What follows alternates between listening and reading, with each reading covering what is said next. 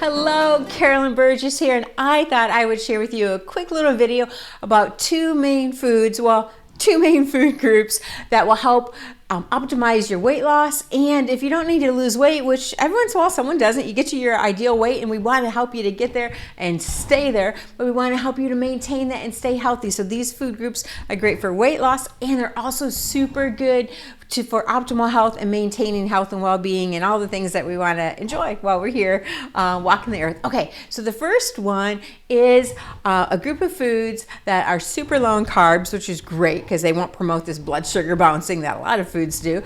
Super high in it's a vegetable, yes, but super high in fiber. Again, super good. That really helps balancing your blood sugar, helps feed the good microbiome in your digestive system, all the healthy microbes. They love the fiber from these foods. High in like antioxidants, and they're specifically high in specific nutrients that support your liver in its attempt to break down chemicals that are fat storage chemicals, which we're going to talk about those in just a minute, just a hot second. So let me share with you some of these vegetables. The one that tops the list is arugula. I love arugula. I put it in I call it my pudding. Every day I put an avocado in there, arugula. Sometimes I'll mix the arugula up and have like kale sometimes, so I'll have a variety, but arugula is super high in nutrients. It's got a little peppery taste to it. It's a great, easy thing to throw in your smoothie or your pudding that I like to make. Okay, bok choy, another one in the cruciferous family. You can chop that up in a salad. You can steam it, saute it. Broccoli, of course, like the king of all vegetables. And then the broccoli sprouts are exceptionally high. Matter of fact, all the sprouts of the vegetables in this category are exceptionally high in nutrients because they're just like teeming with life, like ready to burst forth and create this beautiful plant, right? So if you can get the sprouts sometimes, that's a great thing to add to your smoothie or to your pudding. And all of these vegetables, I think, yeah, all of them, you can add a little steam or saute them once in a while. That frees up the minerals. So just like sometimes have them raw, sometimes have them steam. If you're having digestive issues, that means you really need the nutrients there to feed your good bacteria. However, sometimes you got to help your body with digestion, and steaming, sauteing, having a smaller serving for a while would be good. And on the serving size, 2 cups a day. That is super easy if you're blending them up in a blender. Okay, all right, so cabbage, I already mentioned kale, super good, love kale. And then you can do like kale chips, which is really good. Put them in the oven, cover them with olive oil, a little Celtic sea salt in the oven, 350. Watch them, probably 6-7 minutes, depends how hot your oven gets. Okay, rutabaga and turnips are also in the cruciferous vegetables. You can cook those, bake those, and they can become like a substitute for potatoes. And then you get all these great nutrients. Collard greens, mustard greens, kind of finish out the list. There's others. It's a longer list than this, but these are some specifics that I'm a huge fan of. Now, cruciferous vegetables. Let's talk a little bit more about why they're so good. Now, we talked about how they support your liver in its attempt to make enzymes to break down xenoestrogens, which is super important because xenoestrogens, like estrogen, is a fat storage hormone. We got to get that stuff out. And xenoestrogens in particular will promote cancerous growths that are like estrogen in nature. So there again, these cruciferous vegetables will help with that. These vegetables are high in vitamin C and antioxidants, really good for your immune system, for just your immune system in general and cancer prevention, but also autoimmune support. And then indole-3-carbinol, that is such a powerhouse nutrient, and you can just put it in your smoothie every day. And it's great. Well, you can have for breakfast. I'll do intermittent fasting, so I'll have it a little later in the day, 10, 11, 12, 1, depends on kind of what I got going on. Okay, and also these nutrients are high in vitamin K and calcium. Calcium is freed up a little bit more if you add a little steam or a little heat. It will free up the calcium, but that's good for your bone health, for tissue health. Now you're seeing why I love these vegetables so much. Okay, and then cardiovascular health, they're high in vitamin K and potassium, and anyone get some leg cramps once in a while? Sometimes that's a potassium deficiency. They've been shown to help lower blood pressure if the blood pressure is high. They've been shown to help lower LDL, the low density lipids, if they're high, because if they're high, we want to see why are they high and how can we help the body. And it doesn't necessarily mean if they're high, they're bad, because we look at all the other markers too, but that's a topic for another conversation. Okay, and then these vegetables really help in the prevention of diabetes, especially type 2 diabetes and type 3 diabetes. What's type 3 diabetes? Type 3 diabetes is like Alzheimer's. It's referred to now as type 3 diabetes. It's connected to blood sugar irregularities in the body, which creates inflammation, wreaks havoc in the system. So you want to make sure that we're bringing in foods that help balance blood sugar, and these foods do that in a beautiful way. They've been shown helpful in fighting viruses, asthma prevention. Okay, so that's the first food group, cruciferous vegetables. The second food group that you have to have in your body for optimal weight loss and like all around like vitality and energy, like all the good stuff, is your good fats. Yes, we have to have good fats. This whole low fat, no fat craze, that was not right. That was wrong. We need good fats. Your body makes like all your vitality hormones, your estrogen, your progesterone, your testosterone, your DHEA. It makes them from cholesterol, which is derived, what your body will make from good fats in your diet. So what are some of the good fats? Well, I'll share with you we want to understand our macros, like amount of fat, amount of protein, and amount of carbs that you need on a daily basis. And fat tops the list. Like 65-70% of your diet from healthy fats is really important. Now, in week 5 of my 90 days challenge, we take a deep dive into that. So I don't have time for that here, but I want you to know that good fats are extremely important. And the one that tops the list is avocados. Not only are avocados, like all the other fats, low carb, which we definitely need low carb to help balance out blood sugar, support the immune system.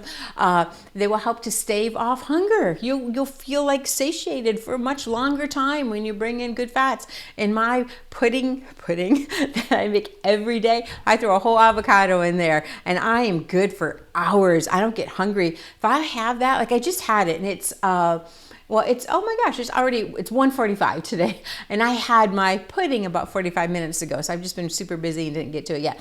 And I won't be hungry probably till like at least 6 o'clock. And then I'll have dinner and then I'll be done. All right, so the good fats in your avocado, and all good fats will help to stave off hunger, which is super good.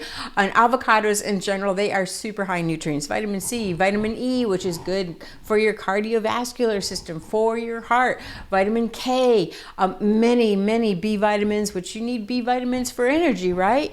Your mitochondria, the little like energy factories in your cells, they need the B vitamins. B12 is super important there, but they need B vitamins. Magnesium and potassium. There again, do you get muscle cramps? Do you get leg cramps? You could be low in magnesium or potassium. Avocados can help. So we normally think of like bananas high in potassium, but it's really high in carbs. Avocados, really high in potassium and magnesium, super good for you. Okay, lutein, beta carotene, and omega-3s. Avocados are loaded with omega-3s, a super good fat for your body. Now, when you look at the blood type diet, avocados are an avoid for a couple of the blood types. However, I still recommend avocados for everyone. The reason it's avoid is not the whole like lectin theory. It's because like blood type O's in particular, their blood is thinner. They naturally have more slippery blood than, let's say, blood type A. So they don't need foods that will make their blood more slippery. However, in this day and age, we are seeing clotting issues, aren't we, my friends? From a variety of reasons, which that's beyond the scope of this video too. But we are seeing clotting issues, so we want to help your body to naturally have nice, slippery, healthy like blood that's rich in nutrients. Avocados will help you with that. All right, and then cod liver oil. This is another oil that I'm a super huge fan of. I have one in particular I really like. It's from Standard Process. Their cod liver oil is naturally occurring vitamin A, which is good for your eyes, your skin, like all kinds of health issues, all kinds of glands and organs and cells in your body. And then of course it's high in vitamin D. So those two nutrients, vitamin A and vitamin D, naturally occurs in cod liver. Our body needs a lot of vitamin D for a lot of reasons, but one, we've learned a lot about the importance of vitamin D in the immune system. You want to see on a blood sheet 60 nanograms per milliliter of your vitamin D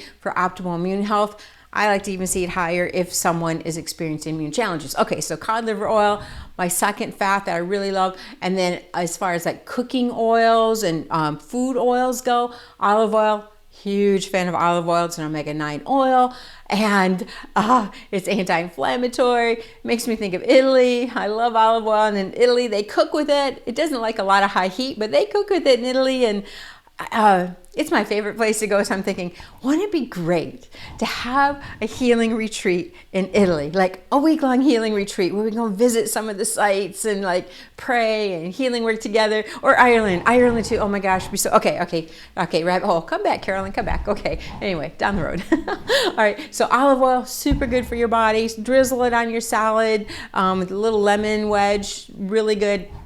And then we need healthy saturated fats. And we have typically too many unhealthy, like the bad saturated fats, like the Criscos, the shortenings, like all of this trans fats, this fried fat. So what happens with that is they take the oil and they interject, they infuse hydrogen molecules into it to make it thick. That will wreak havoc in your body. Those oils have what's called a half-life of, I think it's 57 days. So that means if you've taken that oil today, those French fries or whatever that were cooked in that oil that was probably rancid, causing cancer, carcinogenic, you eat that today, in 57 days, half of that fat is still in your body, like causing a problem, making you age faster, premature death of your cells, like arthritis, inflammation, psoriasis, like all of these things are related to an inflammatory process. So 57 days, half of that fat's still there. 57 days after that, half of it's still there. So it takes a while to get these nasty fats out, but once you stop eating them, you still need saturated fat. You just need the healthy, like the God-made saturated fats, because your cell membranes, they need like the unsaturated, like your olive oil and your cod liver oil and your avocados. So we have to have this nice oil that helps to make your cell membrane soft, but we also need some firmness. And the God-made saturated fats will do that, like coconut oil, one of my favorites. Also been shown that's really helpful for, it's antiviral, antimicrobial, antibacterial, really good for your thyroid. Coconut oil is great. Sometimes I throw that in my pudding.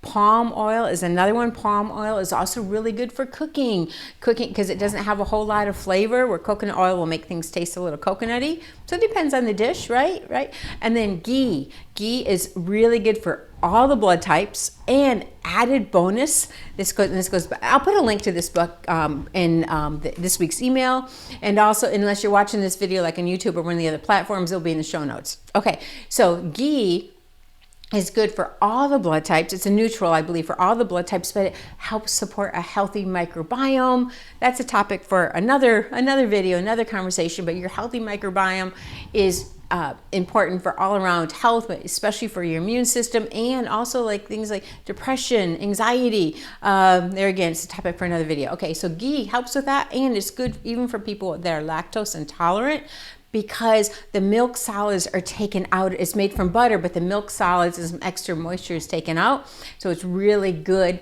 it's good for everybody. And then it has a high smoke level, which means it can handle a lot of heat. So it's good for cooking. Okay, so I hope that was helpful. So your two food groups: one, your cruciferous vegetables, super important for weight loss, super important for optimal health and vitality. Got to get those vegetables in. Your second food group for weight loss and optimal health and vitality is healthy fats. They help sustain your blood sugar. They help keep you feeling full for a long time. They support your immune system. They support anti-inflammatory processes in the body, and they are an essential part of the keto diet, which I'm a huge fan of. It's a very low, not only low inflammation, it's a cleaner burn in the body, because your cells need energy, and if they can use ketones for energy instead of glucose, cells are happier. Okay. Thank you for watching. I hope this was helpful. I've got information below, either in the e-newsletter or in the show notes for you to follow later. All right. God bless you, and I ask Him to bless you. In the name of the Father, and Son, and the Holy Spirit. Amen. Goodbye, my friends, until I see you in the next video.